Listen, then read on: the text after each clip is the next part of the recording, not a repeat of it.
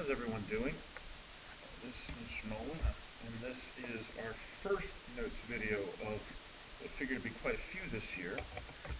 This set of notes is paired with your 1A notes in your packet on how to write a historical identification, and that is where we are going to start this year.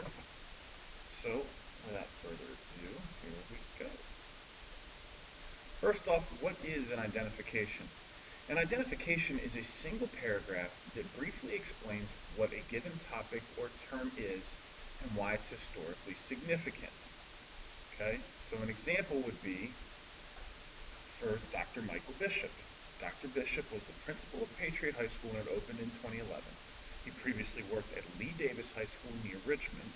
He is significant because he established a strong educational community, is on the cutting edge of leadership education and the implementation of technological leaders in the classroom. This presentation will be an example of that. So as you can see in this paragraph, what we have done is we have identified who he is, we have told you a couple of other facts about him, and why he's an important person. All right? So that is what an identification does. Now, basic structure for an identification. All right, we're going to have a topic sentence that identifies the term and explains its importance.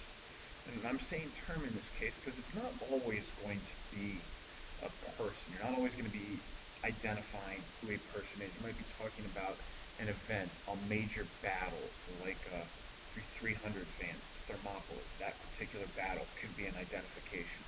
Why is it significant? And then after that, you're going to have 1 to 3 additional facts about the person or term. Now, I know on your notes there's 3 bullet points. Just go ahead and cross the third one out. Because the topic sentence, I want you to do 2 things now. So we're going to identify the term and explain its importance, and then 1 to 3 additional facts about the person or term. So let's do a little practice. Taylor Swift. What do we know about Taylor Swift? Well, let's start with identifying the person and why this person is significant. Taylor Swift is a musician, right? She's an artist. So Taylor Swift is a pop musician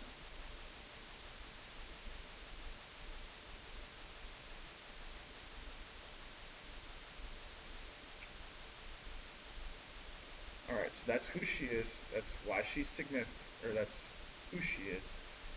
She has produced numerous records.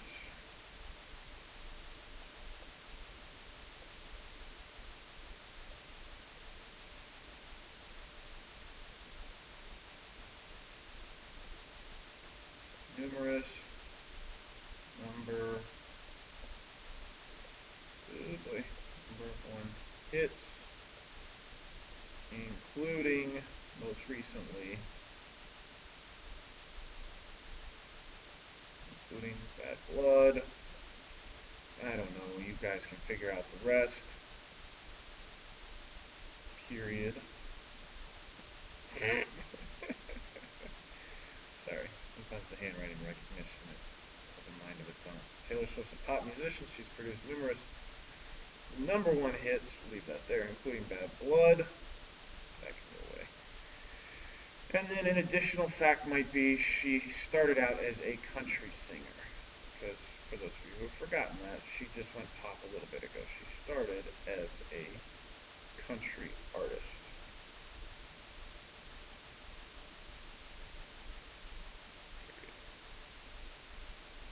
Yeah, alright, that's more like it. So there you go. That's real simple. It tells you who she is, why she's significant, and a little bit about her. That's all we're doing with these, okay? Nothing too crazy, nothing too complicated. So that's Taylor Swift. Now, if I can find it, there we go. You guys do Ronda Rousey, alright? You do Ronda Rousey really quickly here. And while you're trying that, what I want you guys to go ahead and do is to pause the video while you do Ronda Rousey, because I'm going to put it up here. So we're going to pause the video, and then when we're done pausing it, you're going to be able to see what we got. Alright, so hopefully you guys got something together. It doesn't have to be all that good. Here's what I've got. Ronda Rousey is a UFC fighter and an actress. Yes, she's been in a couple movies. Remember, she beat the living bejesus out of Turtle in that awful movie that came out this summer. She has defended her belt numerous times and usually wins her fights in under a minute. And she has recently feuded with Floyd Mayweather, who she believes she could beat in an MMA bout. So again, simple structure. Okay, tells you who she is, why she's significant, and a little bit about her. All right, really, really, really easy stuff. It just shows a higher level of knowledge of the material. All right, so now when you see these pop up on an assessment, okay, here's how it's going to get graded. They're worth 5 points total.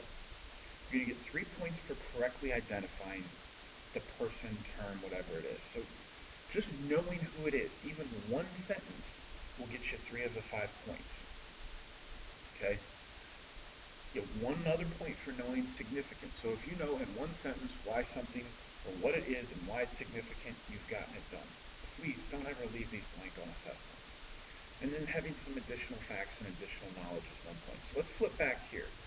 Okay? That right there, maybe we do this in different ink. That right there is worth 4 points. Okay? I'm not asking for a ton. I'm looking to see, this is a tool where I'm looking to see, guys, how well you know this material. Do you know it well enough to tell me what it is? Do you know this person, this term, its significance well enough to tell me? As opposed to in a multiple choice format, where maybe you just know it well enough that that answer sounded right out of the 4 possible choices. That's the difference here. All right, and then again, 1 point for additional facts. So now, one last practice that we're going to do as on your own here, and I want you to pick 4 of the following. Okay, you can pick any of them. Let's go ahead and take Dr. Bishop out of there since I kind of already did it for you. Let's put, we'll put Wiz Khalifa in there. I'm sure I'm going to spell his name wrong. So we got Wiz Khalifa. So you're going to pick any of these 4. You're going to do them on your own. All right? And you're good.